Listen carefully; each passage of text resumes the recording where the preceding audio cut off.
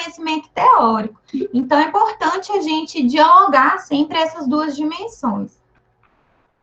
Então, começando aí, quem sou eu, né? A Melissa já apresentou um pouquinho, e eu vou explicar melhor, né? Porque vocês estão me conhecendo agora, quem sou eu, o que que eu faço. Então, gente, eu sou bibliotecária, tá? Para quem não sabe, né, a questão da designação profissional, existe uma lei no Brasil, uma lei de 1962, que bibliotecário são apenas os bacharéis em biblioteconomia, né? Então, outros profissionais que trabalham na biblioteca são auxiliares de biblioteca, técnicos de biblioteca, né? Muitas vezes professores, mas eles têm que sempre estar sob a coordenação de um bibliotecário, bacharel em biblioteconomia, né? Então, caso vocês conheçam alguma biblioteca escolar, pública, universitária, que não tenha um profissional bibliotecário que supervisione as atividades, essa biblioteca está irregular. Então, tem que fazer denúncia no Conselho de Biblioteconomia, falando que a biblioteca está sem bibliotecário, porque perante a lei é nossa atribuição, tá? Então, me formei em biblioteconomia lá na Federal de Minas Gerais, né, na UFMG. Atualmente, eu estou atuando na coordenadoria de bibliotecas públicas escolares de Betim. Eu venho de uma experiência de 2 anos na Biblioteca Pública de Santa Luzia, que é aqui na região metropolitana de Belo Horizonte, né? Eu moro em Belo Horizonte. E trabalhei nessa Biblioteca Pública em Santa Luzia. Já tive uma experiência também na Prefeitura de Belo Horizonte, nas bibliotecas escolares da Prefeitura de Belo Horizonte.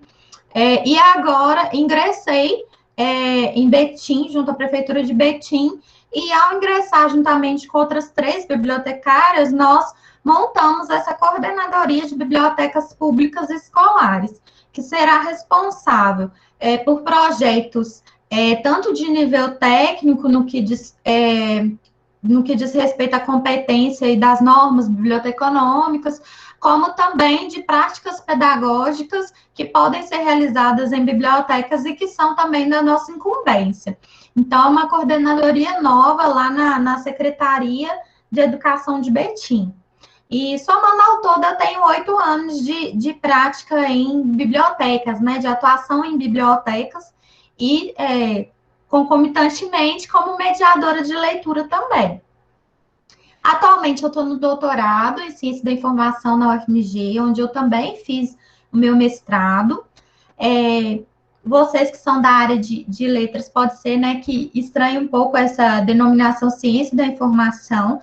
Então, já deixo claro que não é ciência da computação, não está relacionado também com sistemas de informação, tá? A ciência da informação, ela é uma ciência que ela se iniciou após a Segunda Guerra Mundial, quando teve uma explosão informacional nesse período pós-guerra. Então, ela é uma ciência voltada para o estudo da organização, da disseminação da informação, da apropriação da informação, como os sujeitos se relacionam com a informação. E, por conta disso, ela é uma ciência correlata à biblioteconomia. Então, lá na UFMG e em todas as outras federais do Brasil, que tem o curso de biblioteconomia, a gente faz o bacharelado em biblioteconomia e, em nível de pós-graduação, a gente faz mestrado e doutorado em ciência da informação, que é uma área de pesquisa, e que está aí correlata à biblioteconomia, como também arquivologia, museologia. Então, meu doutorado é em ciência da informação, né? Sou bibliotecária e serei também cientista da informação no campo de pesquisa, né? E eu sou uma pesquisadora dentro da ciência da informação, da prática da leitura literária, né? Desde aí a minha graduação, mestrado, doutorado, eu pesquiso a leitura, experiências de leitura, compartilhamento de leituras e formas de apropriação da leitura. Então, hoje nós vamos fazer assim, uma coisa bem inovadora, né? Um diálogo de áreas de conhecimento. Como eu sou pesquisadora da leitura, né? Eu tenho muitas leituras no campo dos teóricos da literatura, né? Eu dialogo com a área de vocês na minha pesquisa. E agora vocês vão dialogar com a biblioteconomia também, com a ciência da informação, com autores de outras áreas do conhecimento que eu vou trazer para vocês hoje, porque vocês vão perceber que as nossas áreas, quando chega no ponto da mediação de leitura, nossas áreas se integram. E acredito que vai ser interessante mostrar também como que vão ocorrer os frutos dessa parceria entre bibliotecários e professores, como se tornar um mediador de leitura, né? Também com essas outras referências que eu vou apresentar para vocês hoje, tá? Então, inicialmente, nós vamos começar falando sobre a promoção da leitura. Por que eu coloquei aqui promoção entre aspas? Geralmente, quando se usa esse termo, ele dá a entender uma dimensão de marketing, né? Como se a leitura fosse algo assim, a ser vendido, a ser colocado na cabeça das pessoas e, né? Eu não gosto muito desse termo promoção, acho ele um pouco complicado. E por isso mesmo eu trouxe aqui para vocês, para a gente já ter esse olhar crítico, já discutir essa promoção da leitura que é feita. Então, vamos lá. Na esfera política e midiática, surgem sempre campanhas em prol da leitura. Então, a gente vê aí uma série de governos, né, municipais, vamos transformar a cidade X em uma cidade leitora, e campanhas diversas na mídia, formar leitores e tal. Esse discurso está sempre em voga, né, da importância da leitura, formar leitores, mas vamos ver como é que é isso. No âmbito doméstico, as famílias, né, vão sempre reforçar a necessidade da leitura para crianças e jovens. Então, isso é sempre falado no âmbito familiar, que ler é importante, que a criança tem que ler muito, né, tem que estudar, o jovem também tem que ler bastante e tal. Isso é sempre reforçado. Então, definiu-se socialmente, né, que ler é bom e importante. Se vocês forem, por exemplo, nas ruas das casas de vocês, né, nas ruas em que vocês moram, e perguntarem às pessoas, né, os transeuntes lá, olha, você acha que ler é importante? E você acha que ler é importante? Gente, todo mundo vai falar que ler é importante, que ler é bom e que ler é importante, tá? Mas aí, quando você já vai para a segunda pergunta, né? O porquê dessa leitura ser boa e ser importante, aí o discurso já vai ficar bem vago, bem superficial. É importante porque é bom, é importante porque tem que estudar. Já vai ficar um discurso bem ali, a pessoa já dá uma desandada. Na primeira questão, ela responde enfaticamente que é importante, no porquê ela já dá uma escorregada, né? Então, a gente percebe também que o discurso, ele não é tão forte na prática como na teoria. Teoricamente, as pessoas sempre vão falar, importante. Quando você vai ver na prática, nem sempre a pessoa vai ser uma leitora, mesmo aquela que disse que é importante, né? Então, existe uma visão comum da leitura que ela leva a alguns entendimentos superficiais, né? E isso se deve, segundo a autora aqui, Barreto, que é uma bibliotecária, né? Ela fala que existe uma suposta familiaridade das pessoas com o tema da leitura e que as pessoas acham que conhecem, que sabem, mas na verdade a gente vai ver que é um entendimento superficial e que, na verdade, as pessoas não sabem por que ler é importante, não sabem explicar, não sabem definir. Então, a gente vê aí os perigos dessa promoção da leitura. A leitura, ela vai ser mostrada ao grande público de duas formas, tá? Segundo Carvalho, que foi minha professora. Então, a primeira forma é uma visão de mercado, né? Com a divulgação de números altíssimos dos livros lidos. Então, assim, o livro tal ficou como o primeiro mais vendido no New York Times. E aí, geralmente, até colocam um selo na capa do livro, mostrando que ele estava entre os mais vendidos, né? E aí são divulgados autores, títulos da moda, né? Geralmente os best-sellers ali da moda, sem levar em consideração que o livro vendido não significa livro lido, né? São duas coisas diferentes. Então, uma visão mercadológica, ela vai sempre trazer 500 milhões de exemplares vendidos no mundo, tal, não sei o que, traduzido para tantos países, não sei o que. Mas nem sempre o livro que é vendido, ele é lido, né? Então, a primeira coisa que o grande público tem é essa visão do mercado, o que está sendo vendido, o que está na moda, o que está acontecendo, né? A segunda visão que chega para esse grande público é a visão apocalíptica de uma crise na leitura, que em vários momentos essa visão apocalíptica vai ser o que vai emergir, o que vai realmente aparecer. Então, são discursos de que o livro impresso vai acabar, ninguém lê mais, o brasileiro não lê, o jovem não lê, a criança não lê, ninguém lê, né? E estamos numa crise porque daqui a tantos anos ninguém mais vai ler, ninguém vai ser leitor, todo mundo só quer saber de computador, internet, tecnologia, ninguém vai ler nunca mais, né? Então, é esses discursos que vão chegar para as pessoas, né? Para as pessoas em geral. E aí, a gente vê que são discursos que eles são vazios sobre o poder da leitura, e nós mesmos acabamos reproduzindo isso. Nós, né, eu defendendo aqui, representando a minha classe bibliotecária, e vocês serão futuros professores, infelizmente, por vezes, a gente acaba reproduzindo esses discursos, né? E a gente acaba indicando livros como se fosse o remédio da salvação. Então, o livro é o que vai tornar o mundo melhor. Se todo mundo virar leitor, o mundo vai se tornar um lugar 1000 vezes, 10.000 vezes melhor do que agora. E a gente sabe que não é bem assim. A Michelle Petit, uma pesquisadora que eu estudo, que eu vou apresentar ela para vocês, né, para aqueles que ainda não conhecem, ela é uma antropóloga, e ela fala que existem muitos monstros, né, entre aspas, que são leitores. Então, a gente tem, né, um exemplo, né, do Hitler, que era um leitor, assim, voraz, uma coleção, uma biblioteca particular. Nós temos vários aí, fascistas, nazistas, que foram grandes leitores. Nós temos psicopatas, né, leitores. Então, o fato de ler, de ser um leitor, não vai tornar ninguém um ser humano melhor, não vai salvar a humanidade, tá? A gente também acho que já passamos dessa fase de acreditar nessa utopia. Então, a gente vender o livro, né, promover o livro como remédio da salvação é também uma falácia, tá? E é um discurso cheio de equívocos, de distorções. Muitas vezes, o ato da leitura é simplificado como algo meramente operacional, que se esgota na decodificação do texto.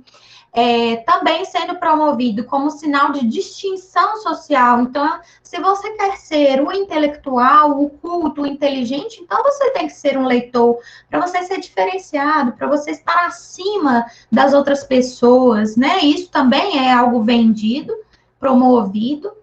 E tudo isso, todos esses elementos que eu citei, não vai levar a uma leitura de emancipação, que é o que a gente realmente quer, que é um sujeito que ele possa se emancipar por meio da leitura de obras literárias. Nós vamos comentar mais sobre isso.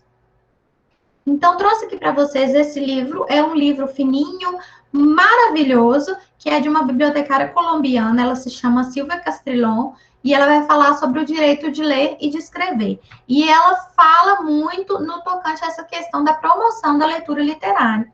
Então, ela vai falar sobre esses problemas, né, fundamentais da promoção. A leitura, um erro muito grande é divulgar a leitura como algo que se pode facilmente prescindir.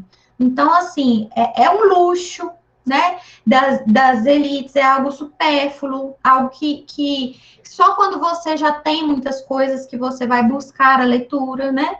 Uma leitura sendo divulgada como uma atividade recreativa. E se ela é uma atividade recreativa, então ela é supérflua, ela é inútil, ela é descartável, né? A leitura, na verdade, né, segundo a Silvia Castrilon, é um exercício difícil, né? Ela exige um tempo, exige um esforço. Só que a leitura, ela acaba sendo divulgada como um prazer fácil, uma diversão, campanhas do tipo, ler é bonito, ler é uma viagem.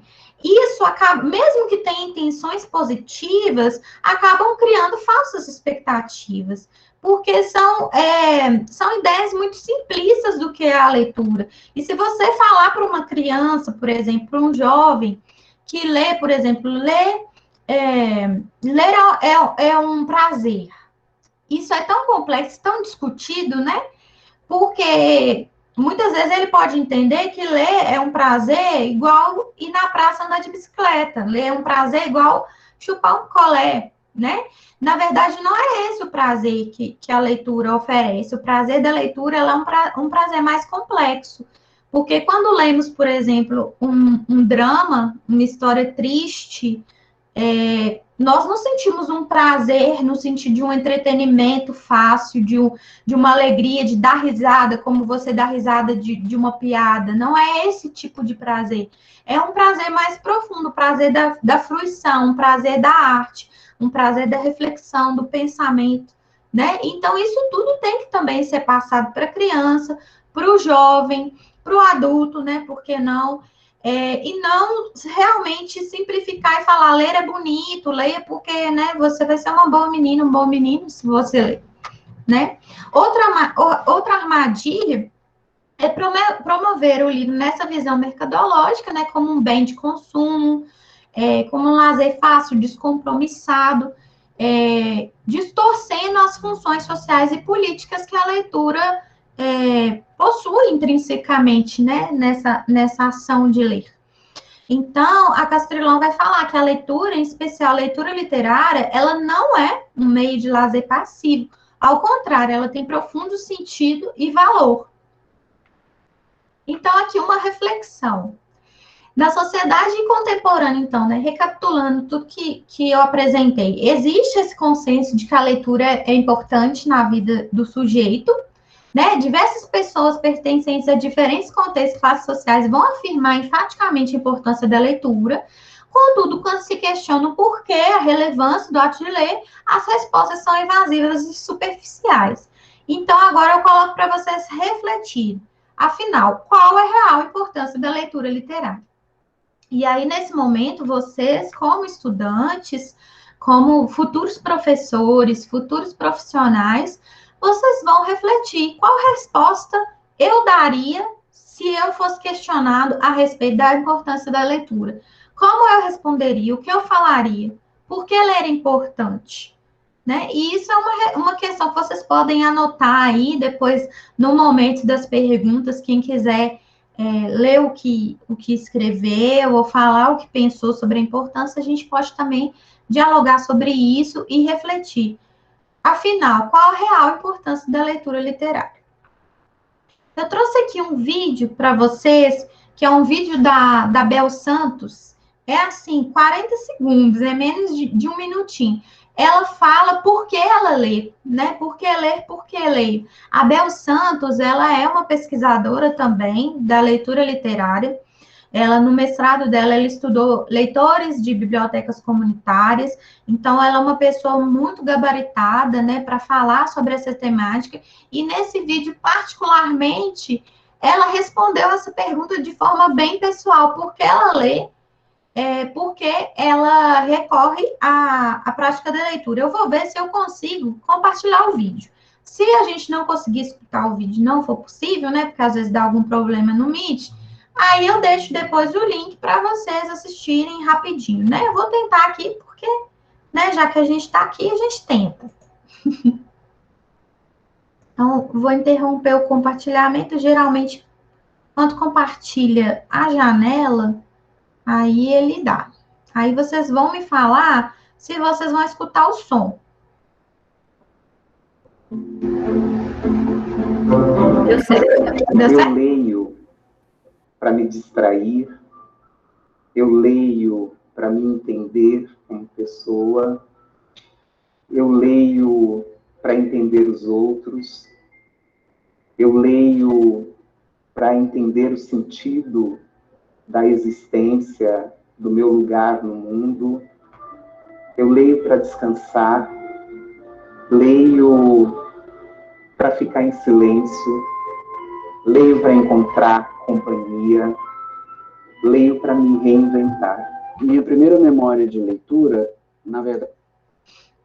Muito bacana, né, gente? A fala da Bel é só essa, rapidinho, né? E vou voltar agora para a apresentação para a gente continuar. Né?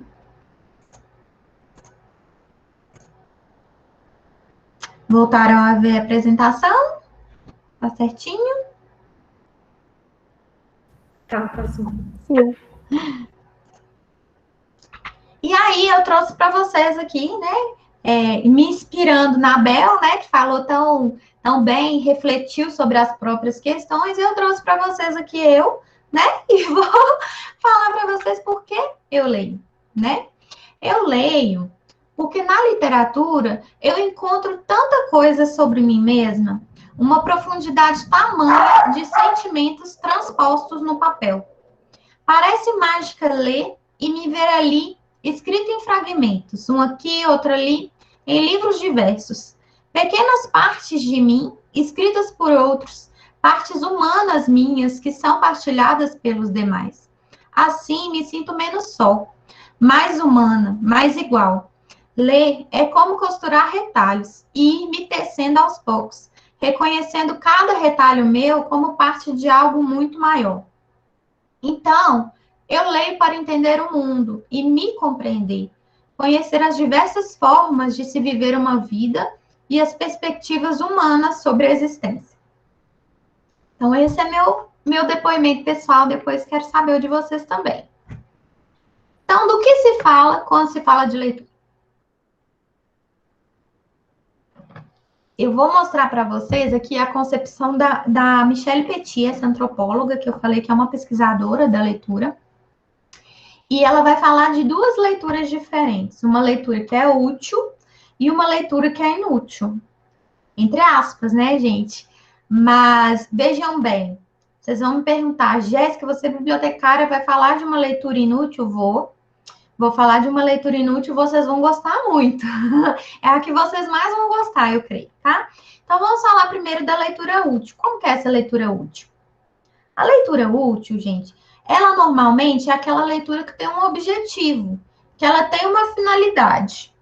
É o ler para. Eu vou ler para obter conhecimento formal, né? Que esse conhecimento é científico, escolarizado.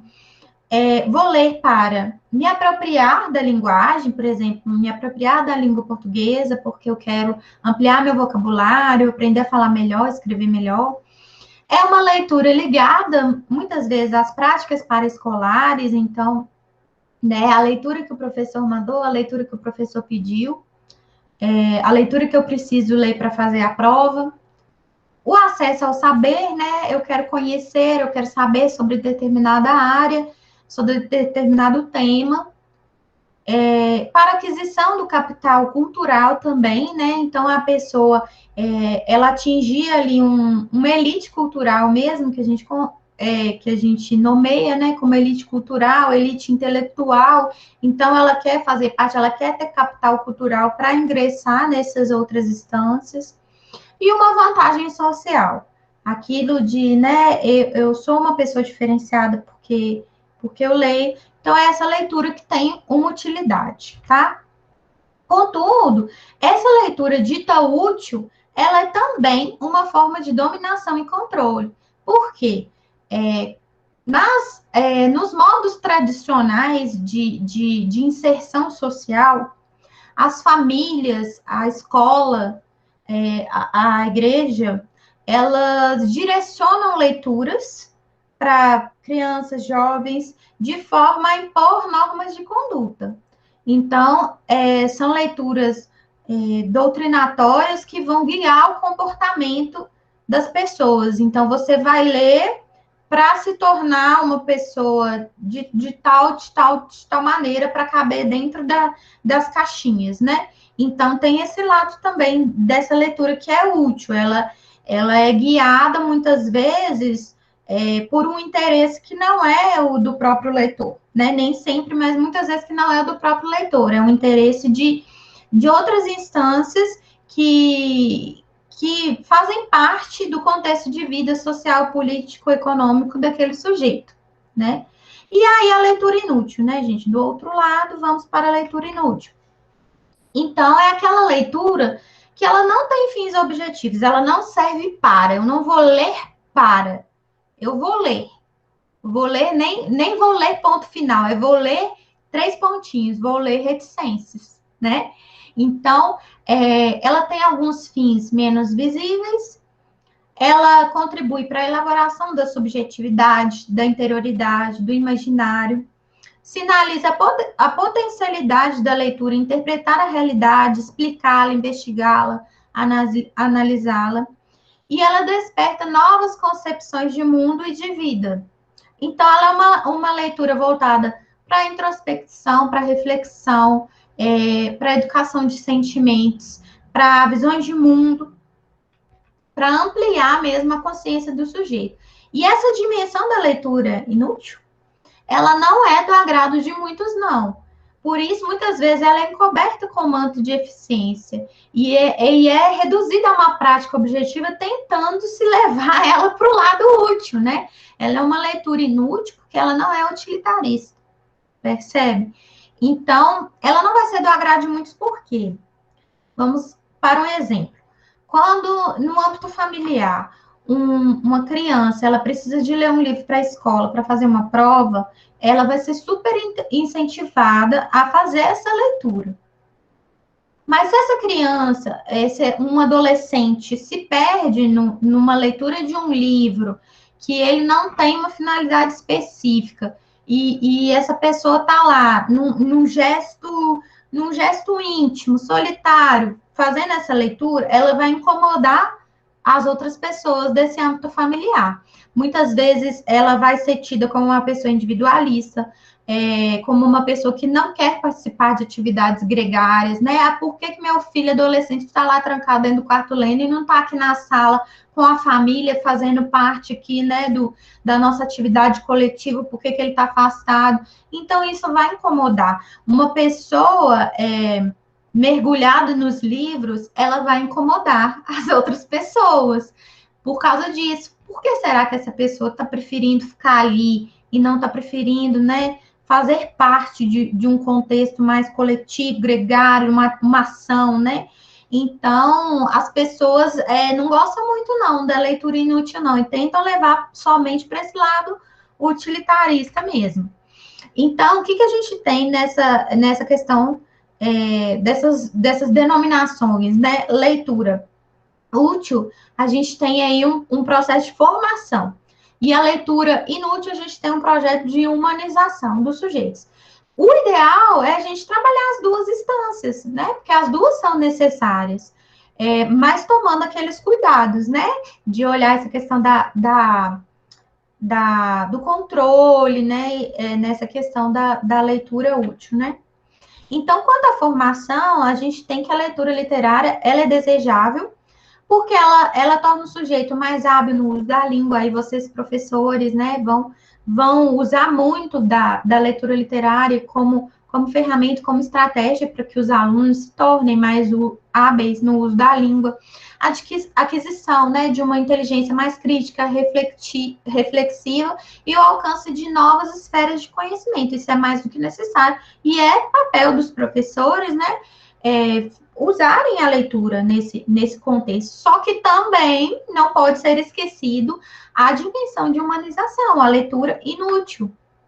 Então, a humanização, por meio da leitura, ela torna o sujeito capaz de explorar a experiência humana, ela amplia a compreensão e comunhão com o mundo, a forma com que ele vai interagir e interpretar o real, compreendê-lo, decidir sobre ele. A Marisa Lajolo, maravilhosa, né? Vocês já devem conhecer, estudar muito.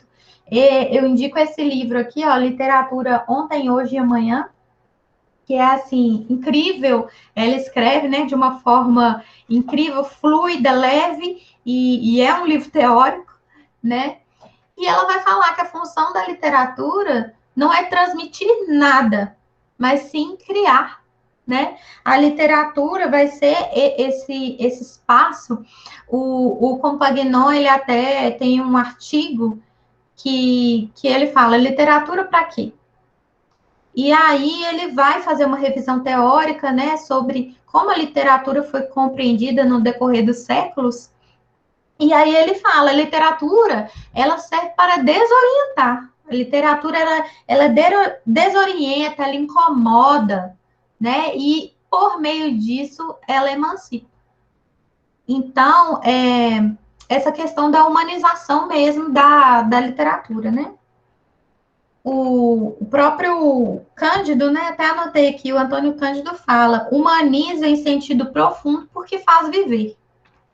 E aí a gente vê que mesmo nessa dimensão útil da leitura literária, a gente tem também uma dimensão subjetiva, mesmo que se queira colocar um objetivo, ela ainda tem uma dimensão para além dessa finalidade colocada, estabelecida.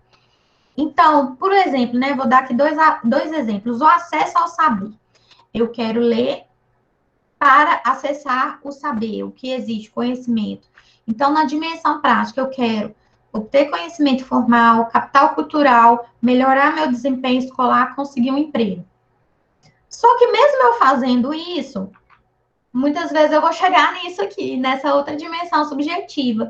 Então, eu vou saber, eu vou ter acesso ao saber para a minha vida cotidiana, eu vou sanar uma curiosidade pessoal, um questionamento próprio meu. Isso é uma dimensão subjetiva. Outro exemplo, apropriação da linguagem. Vou ler para me apropriar da linguagem, melhorar, né? Meu vocabulário. Então, vai ser para fins educacionais ou profissionais. Mas tem também uma dimensão subjetiva, que é superação de barreiras sociais, porque quando meu vocabulário se amplia, quando eu consigo falar na linguagem que certas instâncias sociais falam, eu consigo exercer mais ativamente a minha cidadania. Eu consigo impor meu pensamento, eu consigo participar. Então, isso é uma dimensão subjetiva dessa leitura útil também, né? E aí, lembrando aqui da importância da leitura como a experiência artística mesmo, essa questão da fruição estética, do despertar de sentidos, lembrando que a obra literária é uma obra de arte, né? Então, o ato de ler propicia aí a vivência da alteridade, a educação emocional. Muitas pessoas não gostam desse termo educação emocional, mas eu entendo ele como, né, porque as pessoas falam, ai, mas sentimento é tudo de uma vez, como assim vai educar emocionalmente? Mas eu entendo como uma forma de identificar emoções, de nomear essas emoções. Por meio da literatura, muitas vezes você descobre o que você está sentindo, qual é aquela emoção, né? E pode ser um refúgio para uma realidade esmagadora. Então, a importância da leitura, ela está na possibilidade de dar sentido à vida. Deixa eu ver como é que está nosso tempo aqui. Se eu estou correndo ou não. Não, tá um tempo bom, né? E aí, vamos começar a adentrar nessa dimensão profissional, né? Então, a leitura no âmbito educacional. Então, a leitura no contexto escolar, no contexto educacional, ela possui uma característica formativa e educativa. Então, as práticas de leitura, elas vão visar a apropriação de aprendizados, ok? Só que não podemos nunca esquecer que a leitura não deve ser reduzida a um caráter puramente didático, né? Os professores, os educadores vão trabalhar a leitura nesse nível formativo, mas a gente não pode esquecer do nível da humanização. Então, assim, um e o outro, o tempo todo, né? Se você trabalhar a leitura no nível puramente didático, seus alunos, né, aquela comunidade escolar vai ficar com esse buraco na formação mesmo, de não ter tido acesso a essa possibilidade de ler para se humanizar. Vai ficar faltando, vai ficar essa lacuna mesmo na formação deles. Então, tem que trabalhar o tempo todo a função didática formativa e a função de humanização, a função de fruição, né, a função estética. Então, é importante que os educadores se atentem a essa questão, né, do letramento literário, da produção de sentidos por meio da literatura. E aí, já articulando com a biblioteca, né, compreender essa biblioteca como lugar de aprendizado, de conhecimento, mas também como espaço de lazer, um espaço de reflexão, estimular, utilizar a biblioteca para estimular esse local da leitura prazerosa, da leitura que humaniza, né? Então, muitas vezes, se em sala de aula você vai lá, está fazendo um trabalho sobre aquele livro, estudo dirigido, prova sobre um livro, ao levar os alunos para a biblioteca, você vai desconstruir essa questão da obrigatoriedade da leitura, né? Vai ser assim, uma balança mesmo, né? Que você vai poder contrabalancear essa questão da obrigatoriedade e trabalhar essas duas dimensões. Então, a função da biblioteca nesse âmbito educacional, né? A biblioteca, gente, uma biblioteca que ela está inserida num ambiente educacional, seja escolar, seja universitário, essa biblioteca, ela tem como incumbência trabalhar em prol de projetos de leitura literária, né? Então, os trabalhos dos profissionais da biblioteca, eles também vão ser feitos nesse sentido. É claro, seguindo um alinhamento com o projeto pedagógico da instituição, de acordo com o plano educacional da instituição. Mas a biblioteca vai fazer parte desse processo. Então, nesse sentido, a parceria entre profissionais de biblioteca e professores é fundamental, porque vai ser feito o planejamento das atividades de incentivo e de mediação de leitura. Por vezes pode ser uma proposição do professor, por vezes pode ser uma proposição da equipe da biblioteca. E aí fazer essa articulação, essa parceria, para que um determinado conteúdo seja trabalhado em sala de aula, mas que também seja trabalhado na biblioteca, né? Trabalhando essas duas dimensões que a gente está falando, da leitura útil e da leitura inútil, né?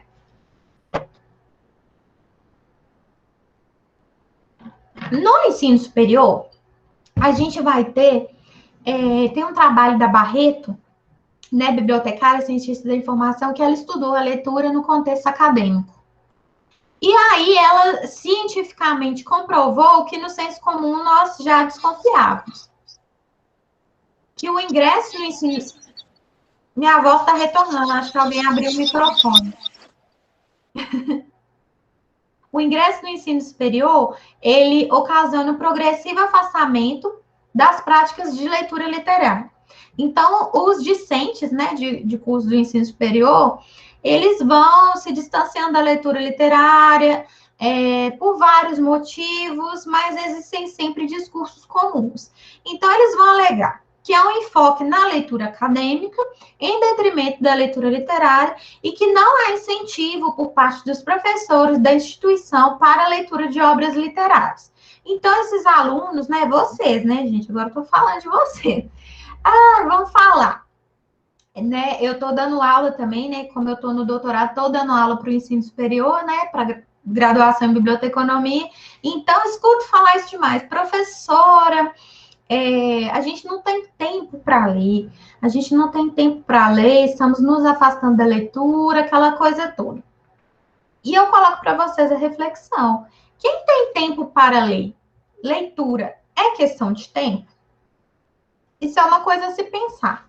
Eu venho pesquisando leitores no meu mestrado, no meu doutorado, pesquisando em profundidade, entrevistas mesmo, profundas com leitores, e os leitores que eu entrevistei, eles não consideram que leitura é uma questão de tempo. Eles não acham que leitura é uma questão de ter tempo para ler. Por quê, gente? Isso acabou virando um vício nosso de linguagem, de vocabulário, de resposta, uma resposta automática, que eu não leio porque eu não tenho tempo. Mas é algo que a gente deve refletir mesmo. Por que a gente está nessa resposta automática? A leitura, na verdade, ela é uma questão de prioridades. Porque se a leitura ela está incorporada no seu cotidiano, se ela é uma prioridade para você, ela vai se encaixar em algum momento. Seja dentro do ônibus, seja no horário de almoço, seja na hora antes de dormir, né? Essa leitura vai se encaixar aí na sua semana, na sua agenda. Ela vai fazer parte, se ela for uma prioridade. Se você não tem tempo para ler, é porque não é sua prioridade. E tudo bem com isso. Porque muitas vezes a prioridade da pessoa vai ser colocar comida na boca do filho dela. E, ok, é legítimo. Né, diante da realidade que a gente tem no nosso país, é uma coisa, assim, considerável, né? Você preferir pôr comida na boca do seu filho do que ler, né? É a realidade que a gente tem. Mas, quando a gente está nessa resposta automática, eu acho que é mais sincero da nossa parte dizer, por exemplo, que não, no momento, a leitura literária não é minha prioridade, não está sendo minha prioridade nesse momento, porque eu tenho N razões para isso, do que falar que é questão de tempo. Porque quando a gente fala que é questão de tempo, você vai acabar passando esse discurso para os seus alunos, e eles vão pegar isso. Eles vão pegar isso e aí você vai escutar criancinha pequena, adolescente falando que não lê porque não tem tempo, né? Algo para refletir, gente. Vocês podem discordar de mim também aqui, ninguém é obrigado a concordar, não. Só uma reflexão mesmo. E aí eu trago para você, já que estamos falando do ensino superior, o espaço de leitura da UFMG, da Biblioteca Central, né? Está dentro da Biblioteca Central da UFMG. Não sei se vocês conhecem. Quem não conhece, tiver a oportunidade de conhecer, é na UFMG, aqui, né, no campus Pampulha, em Belo Horizonte, tem esse espaço maravilhoso que ele é para leitura literária, dentro da universidade. E ele foi todo pensado, a arquitetura dele, para ser um lugar confortável, para ser um lugar mesmo onde as pessoas gostam de ficar, de permanecer para se dedicar à leitura. Então, mostrando que a leitura no contexto universitário, acadêmico, a leitura literária também é possível, não precisa só de, né, focar na literatura acadêmica, a leitura literária também pode fazer parte, também pode ser possível. Quem dera em toda a universidade, né, todo contexto acadêmico, a gente pudesse ter um espaço assim, né, um sonho, né, mas um dia, quem sabe. E aí eu trouxe aqui esse livro para vocês, da Michelle Petit, né, Os Jovens e a Leitura. Ela tem 4 obras publicadas no Brasil. Todas, assim, eu recomendo muito mesmo, porque ela também escreve de forma muito fluida, dá muitos exemplos, conta muitos causos, e maravilhosa, mas esse especificamente eu vou indicar para professores, tá? Para futuros professores, Os Jovens e a Leitura, também para bibliotecários, né? Mas também para os professores, porque ela tem uma parte que ela vai falar para os professores. Então, muitas pessoas me falam, professora, nossa, eu vou trabalhar com adolescente, eu vou para uma biblioteca escolar, que eu vou pegar aluno de 9º ano, e eu não quero pegar o 9º ano, porque o 9º ano é difícil demais e tal, não sei o quê. A Michelle Petit traz uma fala muito interessante sobre isso. Os jovens não são marcianos. Como eu ou vocês, têm uma grande necessidade de saber, uma necessidade de histórias que constitui nossa especificidade humana. Tem uma exigência poética, uma necessidade de sonhar, imaginar, encontrar sentido, se pensar sua história singular de rapaz ou moça dotado de um corpo sexuado e frágil, de um coração impetuoso e hesitante, de impulsos e sentimentos contraditórios que integram com dificuldade de uma história familiar complexa que muitas vezes contém lacunas. Então, gente, o jovem, o que ele quer?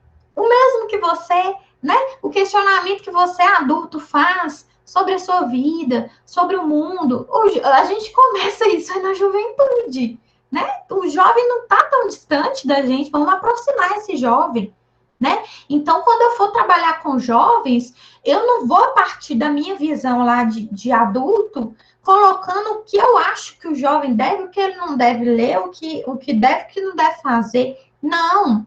Eu, trabalhando mediação de leitura com jovens, eu vou lembrar da minha juventude, da minha adolescência. Eu vou lembrar do que eu, adolescente, meu eu, adolescente, queria. Quais eram os questionamentos do meu eu, adolescente, o que ele queria saber. E eu vou me conectar com isso e trabalhar com jovens essas questões, né? Então, como trabalhar a leitura com os jovens? Então, ela vai falar isso, né? O escritor, um bibliotecário, um professor, não conhece os jovens a partir do que imagina serem suas necessidades, mas deixando-se trabalhar por seu próprio desejo, por seu próprio inconsciente, pelo adolescente ou criança que foi, deixando-se trabalhar também pelas questões do tempo presente, né? Claro, né, gente? Você vai lembrar do seu eu adolescente, mas você não vai lembrar, não vai dar aquela retrocedida, né? Não vou retroceder, porque tem que pegar essas questões que o adolescente de hoje vive, né? As questões presentes na atualidade. E aí, os cuidados, né, com o discurso alarmista. Jovem não gosta de ler. Bom, brasileiro não gosta de ler. Gente, isso é o que a gente mais escuta, já caiu em senso comum, já vi profissionais de biblioteca falando isso, professores, bibliotecários. Pera lá. Falar de acordo com o senso comum é algo muito fácil. É igual não ler porque tenho tempo. A gente tem que parar para refletir de onde vêm essas frases, quais que são as intencionalidades por trás dessas frases, se elas se correspondem à realidade, por quê? Por que correspondem? Vamos sempre exercitar o nosso olhar crítico, nossa criticidade, para não sair reproduzindo essas falas, que elas não vão adiantar de nada. Se você chegar para os jovens e falar que os jovens não gostam de ler, que o brasileiro não lê, né, gente, se a gente acreditar nisso como uma verdade absoluta, a gente já pode encerrar essa palestra por aqui, todo mundo desliga o monitor, vocês trancam o curso de letras amanhã, né? Porque, gente, não, as coisas não são bem assim, tá? Então, vamos pensar. Primeiro, aí, o jovem não gosta de ler, né? Então, vamos lá. O jovem, ele não gosta de ler. Por quê? Ele é um jovem preguiçoso? Ou porque ele é um jovem que não tem acesso a livros? Ou porque ele é um jovem que não foi incentivado, não teve uma mediação de leitura? Ou porque ele é um jovem semi-analfabeto? Ou porque ele é um jovem que se ele realmente não gosta de ler, é porque ele está envolvido, ele prefere atividades mais gregárias dentro da comunidade dele. Por que ele não vê a leitura como uma possibilidade? Será que é possível trazer esse jovem para a leitura e mostrar que ele pode fazer as duas coisas, né? Então, pensar essas questões. O brasileiro não gosta de ler. O brasileiro, ele não gosta de ler porque ele é preguiçoso, porque quando se fala isso, gente, a primeira coisa que parece, o jovem não gosta de ler, o brasileiro não gosta de ler, é preguiça, né? É preguiça. Então, o brasileiro não gosta de ler porque ele é preguiçoso. Só que aí você chama um povo de preguiçoso, um povo que tem na própria designação um sufixo de trabalho. Porque o brasileiro, né, isso eu fiquei sabendo recentemente, um professor meu disse isso, que o brasileiro, ele tem ali a designação de trabalho, assim como o padeiro, pedreiro, né? Então, é uma designação de trabalho. Nós não somos brasilienses, brasilanos, né? Igual o cubano, o chileno, nós somos brasileiros, nem brasilanos. Nós temos uma designação de trabalho. E isso se deve, né, aos anos aí, né, de colonização que sofremos e o tanto que o povo brasileiro ralou e sofreu, né? Nós já temos isso no nosso nome. Então, você vai falar que um povo que trabalha 44 horas semanais é um povo preguiçoso, né? Meu professor falou que quando ele foi na França, uma francesa falou com ele, nossa, vocês lá no Brasil têm tantos feriados, vocês não trabalham, né? Vocês não gostam de trabalhar. Ele escreveu para ela qual que é a carga horária de trabalho do brasileiro, né? A média, né? 44 horas semanais. Ela ficou chocada, porque brasileiro trabalha muito mesmo. Então, você vai dizer que um povo desse é um povo que tem preguiça de ler. Na verdade, quando a gente pensa que o brasileiro não gosta de ler, é porque o brasileiro, ele está analfabeto funcional, ele está semi-analfabeto, semi-letrado. Ele não tem acesso aos livros, ele não tem políticas públicas de incentivo à leitura, de incentivo à literatura, de acesso a livros de forma gratuita, né? Então, vamos parar para questionar, né? E se realmente esse jovem, esse brasileiro que poderia estar lendo, tem todas as condições para estar lendo, não está lendo, vamos ver se não é questão de a leitura ter sentido na vida dele. Vamos, talvez, fazer um trabalho para que ele veja qual sentido a literatura pode ter na vida dele, né?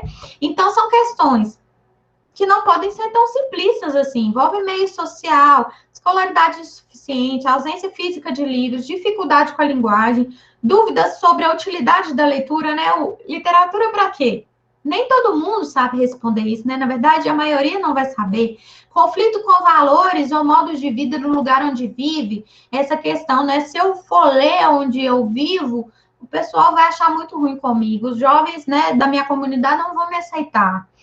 Então, tem todas essas questões, esses contextos sociais de vida que devem ser levados em conta antes da gente falar de forma tão simplista, né? A leitura também, ela tem a ver com a estrutura psíquica de cada um.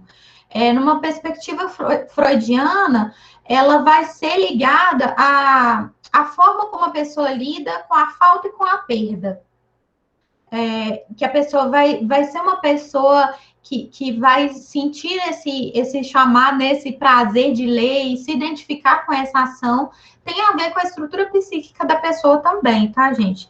E o ler, ele é um ato de transgressão, né? A Michelle Petit fala que a cultura se rouba. Quando você lê um livro, você rouba palavras. Né? Tem um ato ali de uma apropriação selvagem, que ela vai falar, que você vai roubar aquilo que você está lendo. Então, a leitura como transgressão, ela é o contrário da dominação e do controle. Quando você fala lá que o jovem não gosta de ler, porque no fundo você queria que esse jovem ele pudesse ser consertado, né? Que você sente saudade de quando um jovem era doutrinado, como se, né? Os professores, os bibliotecários tivessem a função de consertar aquele jovem, né? Por meio da leitura. Mas não, a gente não quer essa leitura, a gente quer uma leitura de transgressão, uma leitura, uma cultura que se rouba mesmo, né? E não existe receita, gente. Não há como construir leitores, né? A Michelle Petit fala que se você sair numa jornada, numa cruzada em prol da leitura, né? Levantando a bandeira da leitura, o que você vai fazer é afastar todo mundo. Porque não é assim que se forma leitor. Não existe construção de leitor como se você fosse né, uma fábrica e todo mundo que passa por você vira leitor, vira leitor, vira leitor. Não é assim que funciona. A leitura, ela tem muito a ver com a sensibilização, com o acolhimento, com o contato humano, né? Então, ela não vai ser, não existe isso de eu tenho 40 alunos dentro da minha sala e eu tenho que formar leitor. Não, não é assim que vai funcionar, tá? Então, é isso. A mediação ela tem a ver com hospitalidade, sensibilidade, transmitir paixão pelos livros. Percebam, transmitir a paixão. Se você não é leitor, você não vai transmitir nada, você não vai formar leitor nenhum. Né? Primeiro, você tem que ser leitor, ter seu repertório de leitura, se conhecer como leitor, para conseguir transmitir esse sentimento. E agora, gente, nós vamos entrar na nossa dimensão mais prática, a tempo, né? Para falar sobre, né, articular a prática com a teoria também, a prática da mediação de leitura. Para isso, nós vamos diferenciar alguns termos aqui. Acesso, incentivo e mediação de leitura. Muitas vezes esses termos são vistos como sinônimos, né? Mas eu e meu orientador, quando vocês veem aqui, Sá sou eu, né? Paula é meu orientador.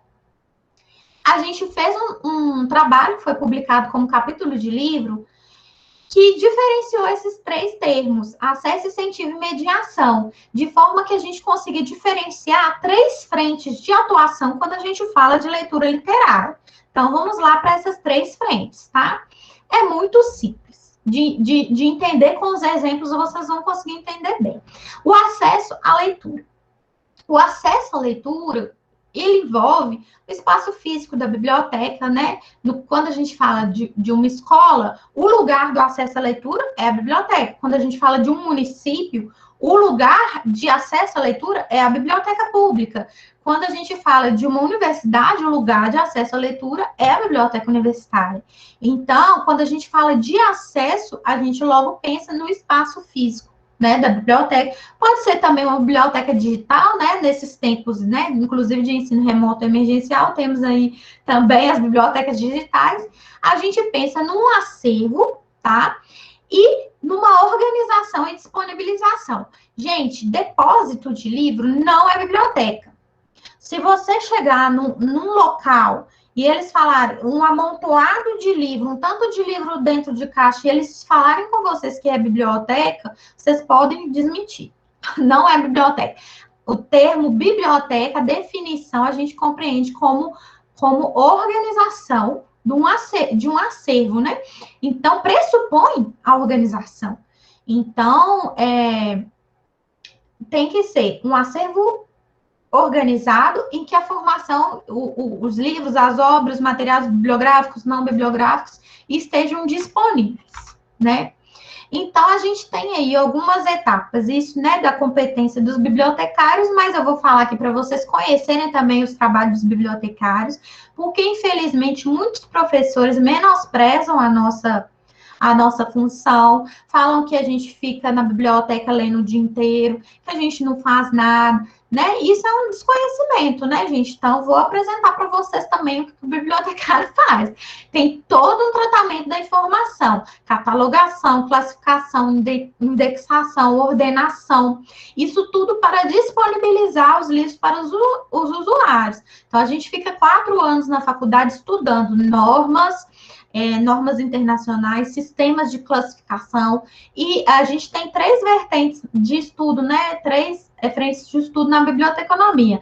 Uma parte de gestão, né? Porque nós vamos fazer uma verdadeira administração de uma unidade de informação, então tem toda uma parte gerencial. Nós temos essa parte do processamento técnico da informação, que é muito detalhado, por mais, né, que as pessoas leigas olhem e falem, coloca um númerozinho no livro e põe lá na estante. Não é assim. Existem normas internacionais para isso ser feito, tem que ter todo cuidado, é destrinchado em mil pequenas ações que a gente tem que fazer. E uma terceira frente, que é a disseminação da informação, da leitura. Então, tem todo um trabalho também com o usuário, para o entendimento do usuário dessa biblioteca. Então, assim, tem muita coisa. Um colega meu, inclusive, da Letras, ele uma vez me perguntou, ele falou assim, lá no curso de biblioteconomia, vocês ficam lendo os clássicos? Eu falei assim, nossa, quem me dera se tivesse uma aula para ler só os clássicos, porque a gente tem tanta coisa para estudar, mas não ia achar ruim, não. Se tivesse uma optativa lá sobre os clássicos, né? Se tivesse algum professor da área de letras que quisesse dar, a gente gosta também, mas a gente não tem essa disciplina dos clássicos, não, tem outros, né? E tem que ter também, tá, gente, o acondicionamento dos livros nas estantes, com a devida sinalização, conforme a classificação, facilitar ali a circulação do usuário, a localização dos itens. Olha como é que é uma coisa linda, né? Cada livro ter seu endereço perfeitinho, certinho na estante, e as pessoas irem aprendendo, né, o que a gente chama de competência informacional, que é a autonomia que a pessoa tem de aprender a mexer na biblioteca, acessar a biblioteca, encontrar informações que ela julga relevantes. E quando a gente fala de acesso, não podemos esquecer também da acessibilidade para pessoas com deficiência, né? Então, essa, gente, dimensão do acesso à leitura, ela vai ficar a cargo aí, né, dos amigos bibliotecários, da equipe da biblioteca, correto?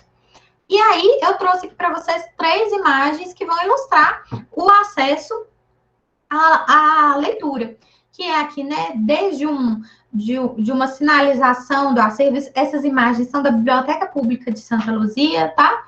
Onde eu atuava. Então, é uma sinalização das estantes que as pessoas vão poder circular com competência informacional, encontrar as informações, né? Até o momento em que a pessoa vai chegar na biblioteca mesmo e falar, como esse jovem aqui veio, ele escutou um rap, uma música, né, da facção central, que falava sobre Agatha Christie, e ele não conhecia a autora, e chegou lá falando que ele queria o livro Castelo Triste, da Agatha Christie, porque a música falava, o rap, né, eu nasci morto como num romance de Agatha Christie, enclausurado no calabouço do Castelo Triste. Então, ele achou que existia esse livro Castelo Triste, da Agatha Christie. Então, ele foi na biblioteca me pedindo. E aí eu fui apresentar para ele os livros da Agatha Christie que tinham disponíveis no acervo, fui explicar, fui dialogar com ele, isso é acesso à literatura, é acesso à leitura literária, né? Então, inclusive, esse rapaz, infelizmente, sofreu preconceito de pessoas na equipe da biblioteca nesse dia, porque quando ele foi embora, muitas pessoas falaram comigo, você nunca mais vai ler esses livros, ele não vai devolver, por causa do jeito que ele estava vestido, né, por causa do boné, por causa da corrente, enfim, as pessoas preconceituosas, né, mas mesmo assim, eu emprestei, porque a gente não pode olhar, eu acho que aquele ali vai ser leitor, eu acho que aquele ali não tem cara de leitor, não existe isso, né, principalmente numa biblioteca pública, o acesso é de todos, então, e ele devolveu o livro, né, conversou comigo, falou que achou a Agatha Christie difícil, mas que ele queria começar, né, porque ele estava começando. Ele falou, eu era do mundão, estou começando a leitura agora. Então, eu indiquei um outro livro que tinha linguagem mais fácil para ele começar, mas foi tudo assim nessa questão mesmo, de dar acesso para a pessoa, né? E esse senhor aí na terceira imagem, ele era um senhor que foi à biblioteca pública procurar uma gramática da língua portuguesa para mostrar para a professora dele, porque ele é aluno da EJA, e ele falou, não, eu quero mostrar para minha professora que eu realmente estou estudando, né? Então, ele foi lá procurando a gramática, encontrou, isso é acesso, né? Isso é bem no nível do acesso à leitura. Aqui a gente não está no nível de incentivo, no nível de acesso, né? A leitura literária, no caso desse senhor aí, de um livro teórico mesmo, né? De uma gramática, uma obra de referência que ele queria levar. E aí, quando chegamos no nível do incentivo à leitura.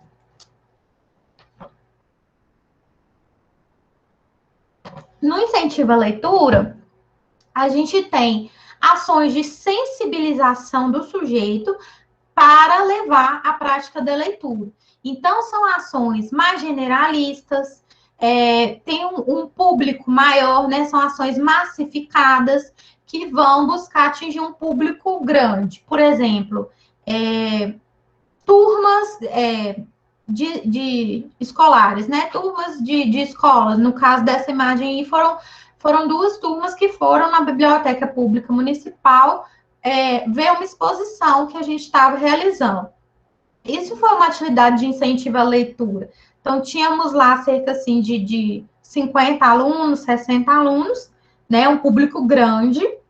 Então, o que você pode fazer é uma ação de sensibilização que vai, né, que pode ou não levar à leitura literária efetiva. Então, essas ações são divulgação de livros, exposições temáticas. No caso dessa exposição, era uma exposição sobre os irmãos Grimm, né, os contos de fada. E aí, juntamente, né, com esses banners, tinha também livros dos irmãos Grimm em cima da mesa, né? E tinha toda uma fala também, uma visita guiada que a gente ia fazendo, né, pela exposição. Então, isso é uma sensibilização para a leitura literária, isso é um incentivo, tá? Então, a gente tem visitas guiadas à biblioteca, contação de histórias, convite a autores. Jéssica, você está falando que contação de história não é mediação de leitura? Não, gente, não estou menosprezando a contação. Estamos falando de frentes de atuação diferente. A contação de histórias, ela entra como incentivo à leitura, de acordo com uma concepção do Laboratório Emília de Formação, porque ela não tem como centralidade o objeto livro. Né? Essa contação de histórias entendida como uma performance, muitas vezes teatralizada, uma dramatização, ela não tem como centralidade o objeto livro, ela vai ter como centralidade uma narração, uma literatura, pode ser uma literatura oral, né? Mas ela pode ou não levar a leitura desse livro no fim, né, dessa atividade. Então, ela fica nesse nível de sensibilização, de incentivo à leitura. Fechando esse âmbito? Não, fechando não, me tira as fotos. Então, temos aqui, né, gente, essa é uma biblioteca bem precária, não se assustem com as fotos. Vocês veem que ela não tem nem laje, mas é a realidade das nossas bibliotecas públicas municipais no Brasil, né? Infelizmente, tem umas muito boas, cidades que têm mais investimento, vai diferenciar, né? Então, a gente fazia o que a gente tinha à mão. Então, assim, desde exposições de livros, né, temáticos, isso aqui, olha, a gente colocou os livros que estavam sendo citados na novela. Então, assim, pessoas começaram a chegar na biblioteca perguntando sobre os livros que estavam sendo falados na novela. Parece que na novela tinha um personagem que era dono de uma editora, né? E a gente colocou. Então, assim, é uma forma de incentivar, de sensibilizar. Exposição de livros sobre africanidades também. Aqui, essa questão dos banners, né? Isso aqui já era uma outra exposição sobre Monteiro Lobato. E nós fizemos todo esse trabalho de mediação, de visita, mostrando os livros que estavam expostos, né? Sempre assim, não é só expor o livro e deixar lá também, né, gente? Fazendo essa questão do diálogo, de aproximação, aproximar a pessoa da obra literária, né? Isso é um incentivo. Aqui, já no âmbito da biblioteca escolar, que eu atuei em Belo Horizonte, tá? A gente tinha um trabalho muito grande que envolvia a escola inteira, que chamava Laços Negros, que era sobre africanidade, trabalhar relações étnico-raciais. Então, a gente fazia isso aqui nos murais externos, né? Fazendo essa chamada para o ambiente da biblioteca, e quando chegava no ambiente da biblioteca, a gente relacionava a questão das africanidades, né, que identifique-se um mapa, com os livros que eram de autores negros ou que falavam sobre a temática, né, fazendo todo um trabalho aqui, um diálogo, uma aproximação também desses alunos, né. Então, isso incentiva a leitura, tá? E agora a mediação, que a gente tem um nível mais profundo no que diz respeito à interação mediador-leitor, né? No que diz respeito a essa frente de trabalho ser mais profunda, mas vocês vão ver que a amplitude dela é menor, porque a mediação ela é feita com pequenos grupos. Então, eu coloquei aqui para vocês a imagem do clube de leitura, lá da Biblioteca Pública de Santa Luzia, né? A mediação de leitura, ela é efetivamente fazer fluir o livro até o leitor. Nada mais é que o acompanhamento efetivo do sujeito em sua prática de leitura literária. Então, durante o processo de formação do leitor, essa mediação, ela vai ser mais potencializada, essa relação bem, assim, um acompanhamento bem intenso, porque você está formando aquele leitor. Mas o leitor experiente, ele também precisa da mediação de leitura, porque muitas vezes é nesse processo de mediação que ele vai fazer as trocas de experiências literárias, o compartilhamento das suas experiências de leitura, né? Então, a gente pode pegar o público tanto aí que está se iniciando, né, na formação como leitor, como também o leitor proficiente, experiente também pode ser alvo da mediação de leitura, né? Trouxe aqui algumas fotos que mostram como que essa mediação de leitura, ela é muito mais do contato humano. Então, a gente tem aqui, essa moça, nesse dia, ela fez uma contação de história vestida de Emília, né, que foi massificada para muitas pessoas mesmo, e depois ela se dedicou a sentar com essas duas menininhas e ler para elas a obra do Monteiro Lobato, alguns trechos, né? Ela fez uma leitura compartilhada aqui. Então, aí já é uma mediação. Já tem um contato, já tem um ler junto, né? Um ler para, que também, né? A leitura aqui para bebezinha, aqui para menina bem pequenininha também. A mãe já fazendo essa leitura compartilhada, nós vamos falar sobre ela. E aqui a interação no clube de leitura, né? Todo mundo com os livros que leu, dando risada, esse compartilhamento aqui, né, já do leitor proficiente, do leitor experiente. E aí, essa relação entre o mediador e o leitor. Nós vamos falar primeiro de uma mediação individual, tá? Essa mediação que é feita o mediador com o leitor. Ele tem que ser uma relação próxima, conhecer o perfil daquele leitor, quais que são as preferências literárias dele, sua formação leitora, seu nível de leitura, conhecer todo esse perfil para sugerir leituras, conversar sobre os livros, e é extremamente importante também ouvir esse leitor, para que seja possível acompanhá-lo na sua trajetória literária, né? E também, né, sempre se atentar com essa questão ética, de respeitar o espaço individual do leitor, não ser um mediador invasivo, né? Mas sempre colocar à sua disposição para atuar como um guia do leitor pelo universo literário mesmo, né? Abrir espaço para escolhas pessoais do leitor, respeitando as particularidades do sujeito. Então, assim, como você vai ser um mediador individual de leitura? Como você vai ser um mediador de leitura a nível individual, né? Mais correto.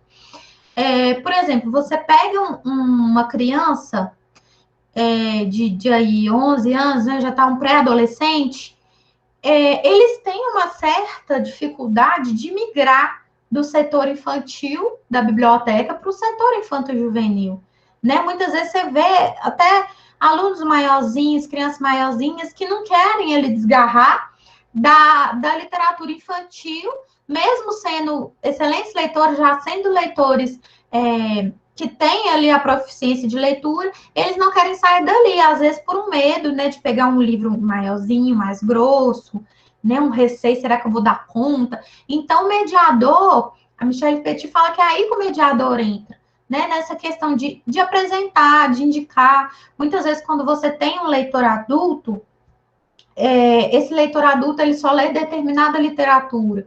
Não que você queira que ele mude, mas você pode dialogar com ele, olha, você quer conhecer outros tipos de leitura, você quer manter esse? Essa questão do diálogo, essa questão do contato humano mesmo, e dessas trocas, da escuta, das trocas sobre as experiências literárias, né?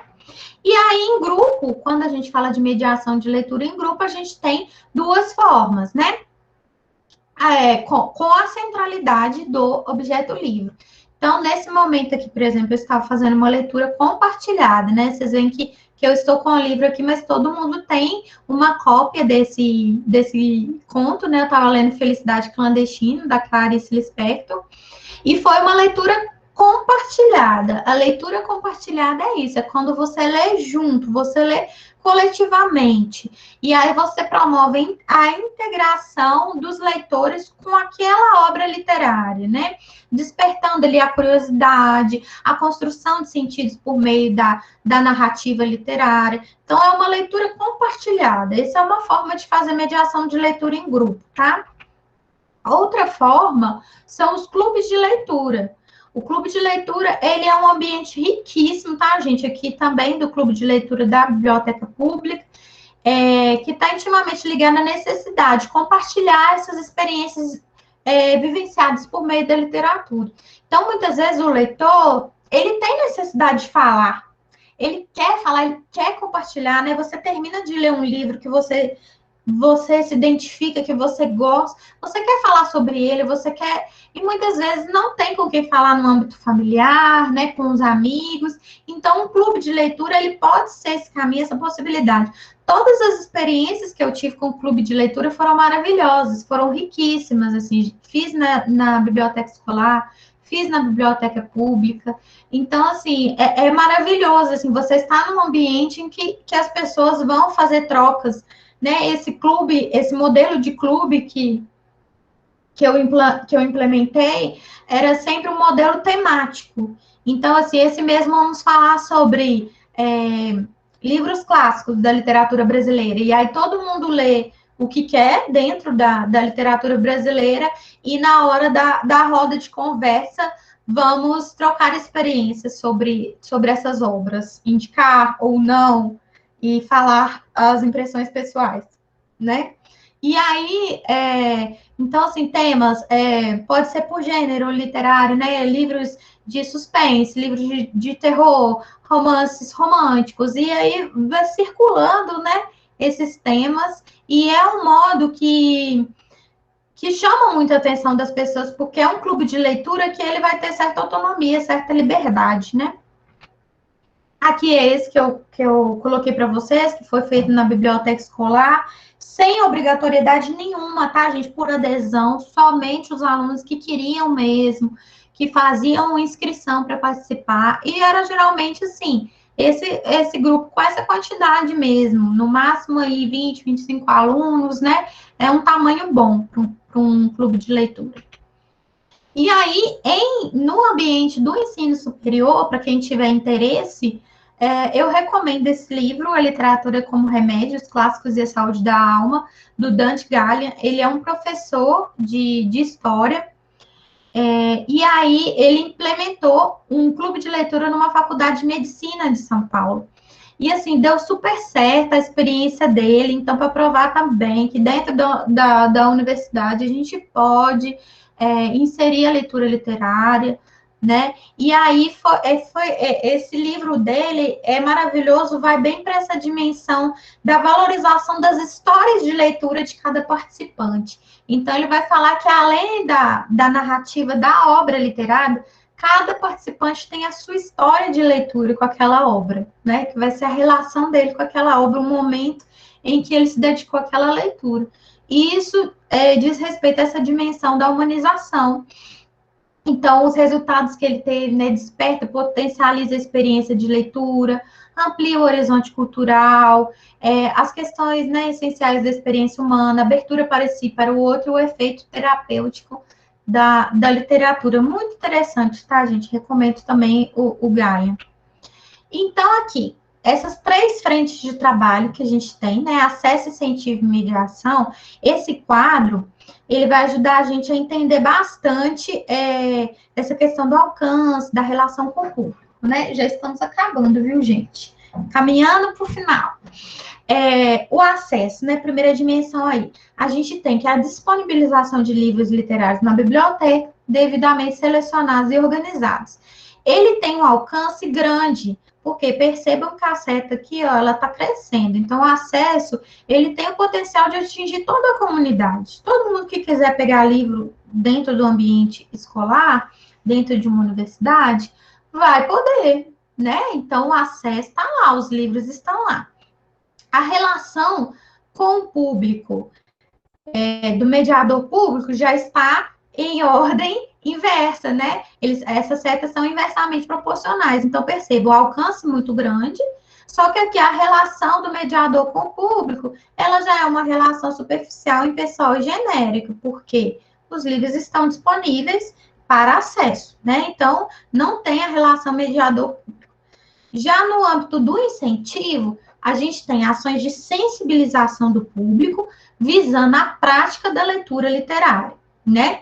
Que são aquelas ações grandes, massificadas, né? Então, elas atingem uma parcela da comunidade por vez, já é um pouco menos do que o acesso, mas ainda um pouco mais que a mediação, né? E a relação mediador-público é uma relação de proximidade entre o mediador e os leitores. Então, você tem um conhecimento daquele público-alvo que você está fazendo essa ação de sensibilização, né? Você já sabe, são alunos de 9º ano, são alunos da EJA, né? Você já tem um conhecimento daquele público, já faz essa sensibilização mais, né, formatada para esse público, vamos dizer assim. E a mediação? O efetivo acompanhamento do leitor em sua prática de leitura, processo que envolve uma relação de afetividade que possibilita a formação do leitor, a transposição de barreiras e a criação de sentidos por meio da leitura. E aí, ela não vai ter um alcance tão grande, porque é um trabalho realizado em atendimento individualizado ou em grupos menores, né? Mas aí a relação com o mediador público é a maior possível. É uma relação de afetividade e de confiança mútua. Então, nós temos essas 3 frentes de trabalho que elas são igualmente necessárias quando a gente fala de disseminação da leitura, de trabalho com a leitura. E elas têm, né, propósitos diferentes, metas diferentes, resultados diferentes, e as 3 são necessárias, né? E nem sempre é fácil trabalhar com esses 3 níveis, né, de leitura. E aqui, para complementar, quem é o mediador de leitura, né, gente? Quem somos? O mediador de leitura é uma pessoa que ela deve ser próxima ao leitor. Um professor, um bibliotecário, um fomentador de leitura, um amigo. Essa pessoa, primeiramente, ela tem que ter uma apropriação do texto literário, ela já tem que ter entendido o que esse livro representa na vida dela, né? Então, aqui, ó, uma pessoa próxima para quem os livros são familiares, que já fez com que contos, romances, ensaios, poemas entrassem na sua própria existência e que soube apresentar esses objetos sem esquecer disso. Então, esse é o mediador de leitura. E aí a gente tem aqui, né, essa questão de que tudo começa sempre com a hospitalidade, né? Pessoas que dedicam a vida em espaços coletivos, culturais, né, para fazer atividades de incentivo, de mediação, tudo vai começar com uma hospitalidade, com alguém que manifesta à criança, ao adolescente, também ao adulto, uma disponibilidade, uma recepção, né? Seja em um centro cultural, uma biblioteca, uma escola, a pessoa tem que se sentir à vontade, tem que se sentir acolhida. né? O gosto pela leitura, ele não vai surgir pelo simples contato material com os livros. Por isso que não é suficiente a dimensão do acesso, percebe? Não é só você dar o livro para a pessoa e se vira, né? E até existe muito aquela polêmica de enviar o livro na cesta básica, porque você vai enviar o livro e um livro de Machado de Assis na cesta básica sem nenhum tipo de mediação. Você só está dando um acesso, mas e o nível do incentivo, o nível da mediação? Que valor aquilo ali vai ter para uma pessoa, sendo que ela só está tendo contato material com o livro? Ele não gera o gosto da leitura automaticamente, não é só abrir o livro que você vai se tornar um leitor, não é assim que funciona, né? A biblioteca pode ter pouco significado para uma pessoa que não se sente à vontade para aventurar-se na cultura letrada devido à sua origem social. Então, é essencial essa dimensão do encontro com o mediador, porque é ele que vai dar vida aos livros, ele que vai transmitir a sua paixão para os livros, ele que vai despertar o gosto pela leitura, né? E deixa eu ver se tem mais alguma coisa aqui. Ah, tá. Essa presença do mediador, né? Como eu já disse, durante o trajeto do leitor, seja ele um leitor iniciante, seja ele um leitor proficiente, não questionar, não se trata de questionar a liberdade desse sujeito, mas sim de ir abrindo portas para ele, né, de mostrando outros tipos de leitura, de fazendo trocas de experiências.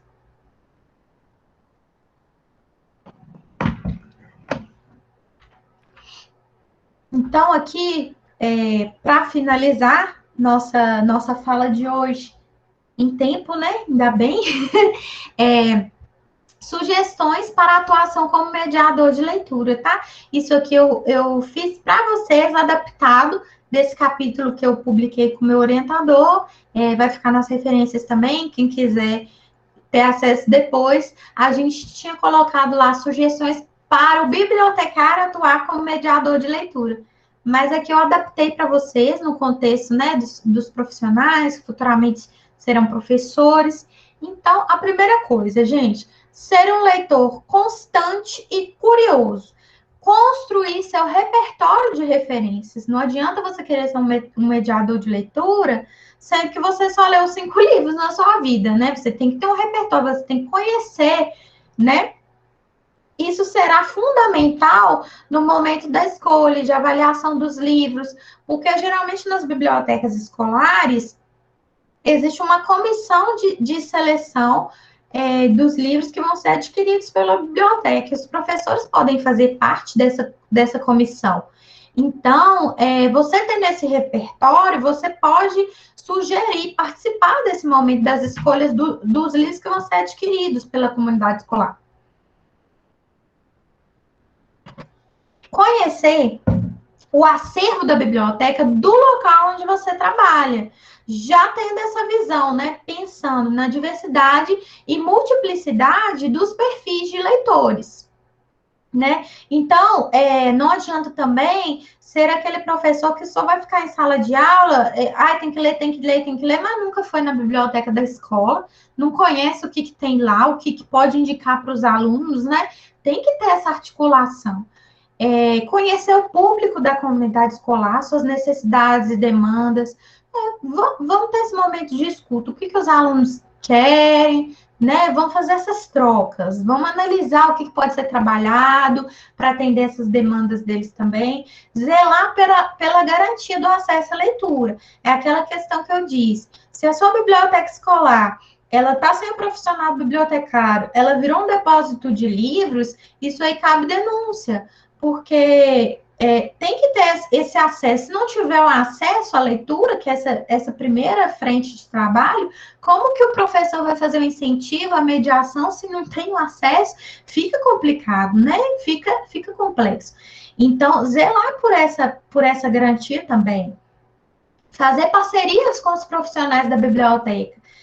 Bibliotecários, nós temos disciplina sobre formação de leitor, nós temos disciplina sobre biblioteca escolar, sobre incentivo à leitura. Então, nós temos competência para atuar em parceria com professores nesse âmbito da mediação, do incentivo à leitura, de projetos pedagógicos, né, seguindo o alinhamento da escola.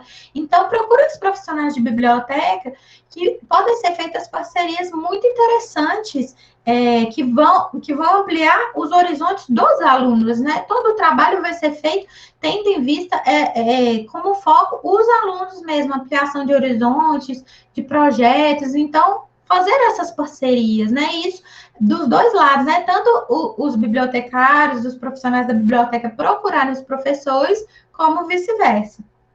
Preparar o espaço da biblioteca para ações de incentivo e mediação de leitura, né? Sempre ter esse carinho, esse cuidado, não é só pegar, né, a meninada e, vou jogar lá na biblioteca e eles se viram lá, né, procurando livro. Não é assim, vamos preparar, vamos ter um cuidado, né? Planejar as etapas de cada atividade, prevendo o tempo de duração, público-alvo, ser inclusivo, né, propiciar espaços acessíveis para todos os leitores nas ações realizadas na biblioteca, pensando aí nas pessoas com deficiência. Não menosprezar a capacidade das pessoas, aquilo que eu falei com vocês, a gente não ter preconceitos, não olhar aquele ali vai virar leitor, aquele ele não vai, aquele pode ser leitor, aquele não pode. Quem somos nós para dizer isso? A gente não está na subjetividade da pessoa para dizer se ela vai se tornar um leitor ou não. Não cabe a nós resolver isso, né? E abrir sempre esse espaço para a escuta dos leitores, dando voz e liberdade a esses sujeitos. Então, ouvir, o mediador, ele tem que, primeiramente, sempre se colocar nesse papel do ouvinte, ouvir o leitor, né? Então, você não será um bom mediador se você não puder ouvir seus leitores, não puder ter espaços de escuta, né? Então, ficam aí essas dicas para você que tem interesse, né, em atuar com mediação de leitura. Aqui as referências que eu utilizei na palestra de hoje, né? Esse primeiro aí é o artigo, né? O capítulo de livro que eu publiquei. E eu agradeço a todos pela atenção, né? Por participarem, quem ficou até o final, né? Eu agradeço. E fica aí o meu e-mail, né? Lá da Secretaria de Educação de Betim. Quem quiser entrar em contato comigo, em caso de alguma dúvida, quiser saber mais também sobre a pesquisa que eu realizo, aí pode entrar em contato comigo também, que eu fico à disposição. Então, gente, muito obrigada. Vou encerrar aqui o compartilhamento, tá, da tela.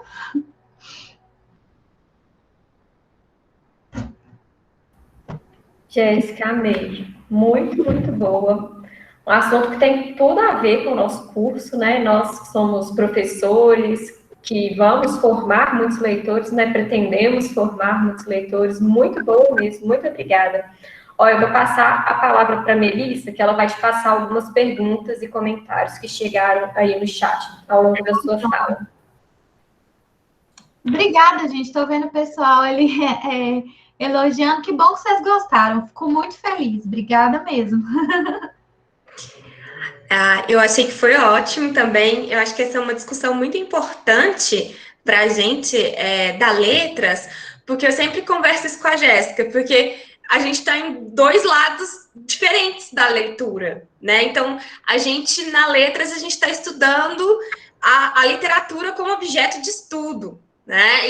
E ela está estudando os leitores. E a literatura é as duas coisas, né? A literatura em si, mas a gente tem essa relação com o leitor também. Então, eu acho que é um diálogo que a gente precisa fazer, porque muitas vezes a gente perde um pouco esse horizonte do leitor e cai nesses clichês mesmo que você falou, Jéssica, dessas respostas fáceis sobre a leitura. Então, eu separei aqui o pessoal que fez algumas perguntas. Deixa eu achar aqui. Teve um comentário, da Graziele, que foi o seguinte: Jéssica, você acredita ou que você comenta sobre o cansaço literário? É que no meu caso específico eu realmente me afastei da leitura que eu quero fazer, das minhas escolhas, etc., para dar espaço aos textos da faculdade. E muitas vezes eu olho para o livro, tenho uma mínima vontade, mas realmente não consigo tomar iniciativa. É como se fosse uma ressaca, sabe? Sim, o pessoal do meio literário, né, os leitores usam muito esse termo da ressaca literária, né, que principalmente quando acabam de ler um livro que mexeu muito, que despertou muitas emoções, que o leitor teve um envolvimento grande, os leitores costumam usar esse termo, falar que é uma ressaca, estão de ressaca literária, assim, não estou conseguindo ler nesse momento. Eu acho que é aquela questão dos momentos de vida mesmo. Não é uma questão, assim, de tempo, né? Como a gente conversou. É uma questão que você está no momento de vida agora, que a sua prioridade são mesmo outros tipos de texto, né? Realmente estudar. E aí você não está dando prioridade para a literatura, você não está realmente sentindo, né? Aquele desejo. Eu acho que a gente tem que aceitar isso também, naturalizar isso também. Porque não significa que você deixou de ser leitora porque você está com esse sentimento da ressaca literária, né? Eu acho que é uma questão de autoconhecimento e é uma questão também de não se cobrar. Se você está nesse momento de vida, é tentar refletir mesmo sobre essa situação. Olha, poxa, eu estou nesse momento afastada da leitura literária. Por que será? O que me fez afastar? Se eu gosto tanto, se eu tenho vontade de ler, e eu me vejo afastada nesse momento. Será que é realmente que é um cansaço mental? O que será que é? Né? E aí isso te ajuda a refletir sobre outras questões da sua vida, do seu momento. Mas eu acho que é importante também não ter essa cobrança exagerada. Geralmente, leitores, assim, os leitores que eu pesquiso, leitores têm uma característica assim, de uma cobrança exagerada de serem leitores, assim, de lerem 1000 livros, e é um negócio, assim, estrondoso, porque teve uma pesquisa que eu fiz, assim, de leitores, que tinha um dado, assim, não vou saber falar ele certinho, mas foi uma pesquisa quantitativa, que era, assim, 78% dos leitores leem de 2 a 5 livros por mês, os respondentes do questionário, e, assim, 90% disse que está insatisfeito com a quantidade que lê. Eu falei, gente, se a pessoa lê de 2 a 5 livros por mês e está insatisfeita, não tem satisfação para esses leitores, né? Leitores nunca estão satisfeitos. Então, assim, eu acredito que existe uma autocobrança do próprio leitor em sempre estar lendo, e lendo uma quantidade grande de livros, mas não é a quantidade que caracteriza o leitor, e sim eu acredito que essa incorporação mesmo da leitura no cotidiano, na vida da pessoa, eu acho que é o que caracteriza a pessoa como leitora, esse encontrar sentido, né, na literatura. Essa é a resposta que eu teria para te dar. Não sei se eu atendi. Aí temos uma outra pergunta aqui da Natália, que ela perguntou sobre ler em público, né? Ler sem vergonha, sem gaguejar. E aí eu queria emendar um pouco também perguntando sobre qual que é esse lugar da leitura em voz alta na mediação da leitura. Existe isso? Assim, como que a gente lida com isso? Porque é comum as pessoas terem dificuldade de ler em voz alta, essa questão da vergonha que a Natália colocou, mas também de nós, professores, às vezes pedimos para alunos lerem, às vezes a gente fica naquela assim, nossa, isso é uma coisa antiquada, a gente faz ou não faz. Eu acho que, assim, essa questão da vergonha, né, da timidez, é uma coisa que a gente vai trabalhando aos poucos. Pessoas que são mais introspectivas, né, que tem isso como uma parte, assim, da personalidade, é uma coisa que você vai desenvolvendo mesmo aos poucos. Eu sou uma pessoa tímida, né, mas eu fui começando devagar, né? Comecei lá na biblioteca escolar, então, assim, comecei fazendo clube de leitura com uma quantidade ok de alunos, e aí, à medida que você vai pegando essa prática, né, de falar sobre livros, leitura, sobre literatura, você vê que é um tema tão gostoso, que é bom, e você vai saber falar com facilidade, com fluidez, né? Você vai, com a prática mesmo, adquirindo até fazer coisas maiores, por exemplo, uma ação de incentivo aí para turmas de alunos, né? Mas cada um também tem seu perfil, suas características. Por exemplo, não é todo mundo que vai contar a história, fazer contação de história. né? Depende da característica de cada um. Então, pode ser que você, por ser mais tímida, você queira fazer essa mediação sempre com grupos menores, vai se sentir mais à vontade também com grupos menores, de alunos. Conforme a prática, pode ser que você sinta vontade de fazer ações massificadas também. Então, é isso, assim, a prática mesmo. Se você tem interesse, vai começando aos poucos, que você vai conseguindo se soltar, você vai ver que você vai se sentir segura quando você domina o tema também, quando você domina o assunto, assim, você vai mediar a leitura e você tem um repertório bom, você sabe indicar, você sabe, tem essa coisa do contato humano, né? E essa questão da leitura em voz alta, ela pode tanto ser uma leitura compartilhada, né, entrar naquela dimensão da leitura compartilhada, por exemplo, se fazer uma roda de leitura e ler em voz alta e as pessoas irem acompanhando e tudo, e tem como centralidade o objeto livro, né? Então é uma ação de mediação de leitura. Mas muitas vezes em sala de aula, como tem um fim muito didático ali, né? Às vezes não vai ter essa função de mediação, vai ter uma função didática, né? Quando você pede assim, cada um lê um parágrafo, aquela velha tradição, né? Cada um lê um parágrafo, tal, não sei o quê. Eu vejo isso como uma situação didática que ocorre em sala de aula, não como uma mediação de leitura, não.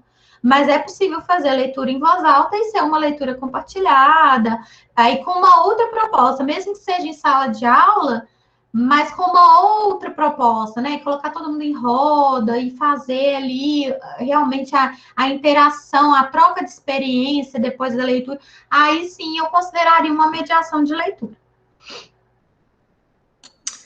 Ok, temos uma pergunta aqui do professor Vinícius, que é: Jéssica, você pode comentar sobre a relação entre leitura e performance? Como isso se relaciona a uma noção de mercado, conforme você pontuou no início da sua fala? Eu acho que você está se referindo à questão, né, do status social, né, que a pessoa quer ser leitor para se tornar culta, não para se tornar, né, para ser vista, né, para ser vista como uma pessoa culta, como intelectual, como diferenciado, para fazer parte de uma elite intelectual, para, né, ser vista como essa pessoa com um capital cultural, uma pessoa mais importante, né? Isso realmente, o mercado adora isso. O mercado é uma visão que combina certinho com a visão mercadológica, porque o mercado ele já tem um enfoque específico para esse público. Não sei se vocês conhecem, me lembrei que agora daquela Tag Livros, né? Que é eles falam que é um clube de leitura, né? Mas ao meu ver não tem nada de clube de leitura. Você assina, né? E recebe mensalmente livros em casa, livros que eles fazem, né? Lá a curadoria deles e selecionam para você o livro. É um clube de vendas, exatamente. Aí chega para você. E ele já tem lá a tag com essa perspectiva, né? Tem a tag do best-seller e já tem a tag cult, né? Não sei qual que é o nome lá, nomenclatura e tal. Assim, não que não venha livros interessantes, sabe? Vem livros interessantíssimos e tudo. Mas, assim, pensando nesse mercado, ele já está pensando em atender o público do best-seller ali, que olha o top 10 do New York Times, e também olhando aqui esse público que quer ser cult, essa pessoa que quer mostrar que ela, né, que ela conhece outras literaturas, que ela tal, não sei o quê. Isso é o mercado visando essas pessoas que querem atingir essa performance mesmo, esse lugar de ser o culto que lê. É aquela questão, né? Como que é complicado isso? Porque muitas aqui, por exemplo, né, o cenário que existe atrás da videoaula, né, da videoconferência.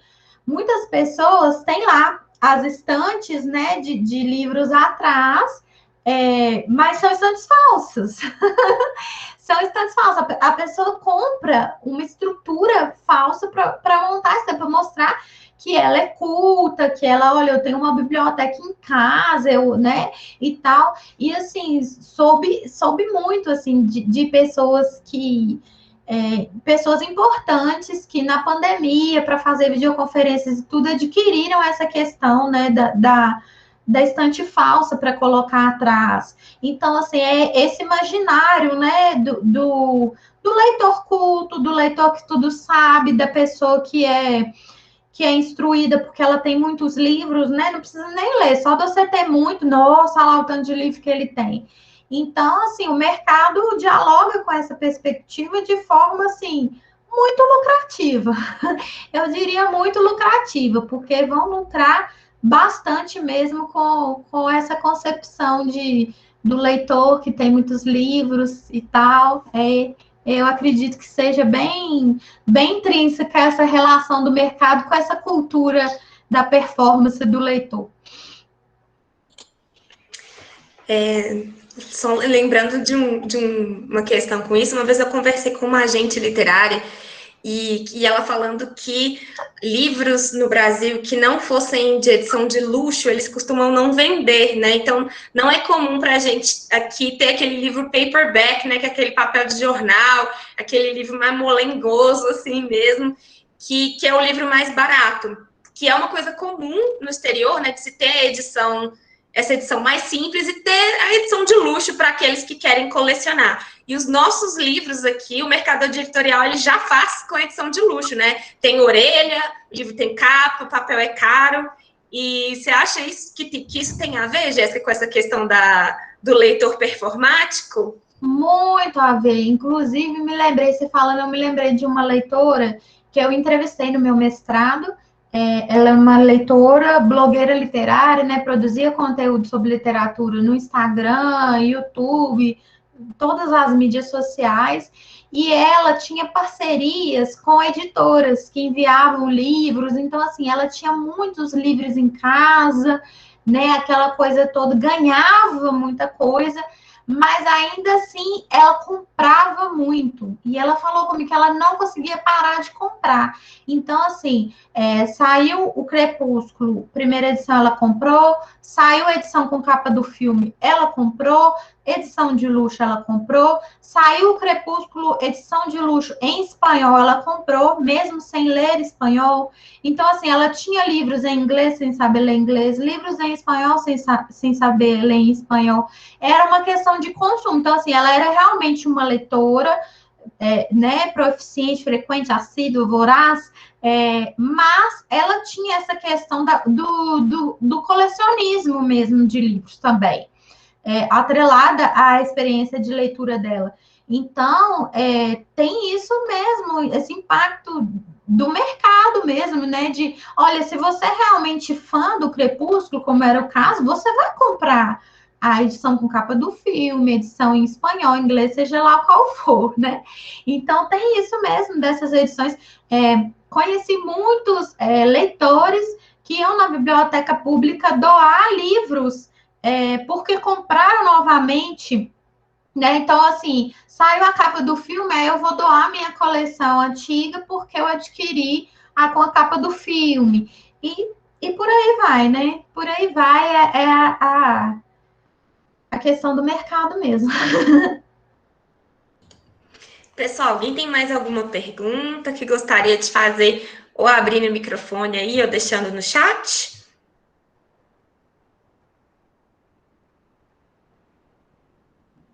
Acho que está todo mundo preparado para sextar, então.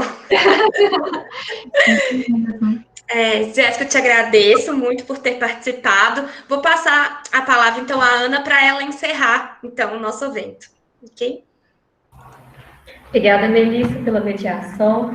Jéssica, novamente, muito obrigada. Foi uma palestra muito boa, que engrandeceu muito, com certeza. Acho que a gente encerrou muito bem a semana aqui com a sua fala, com esse diálogo que a gente teve aqui no final.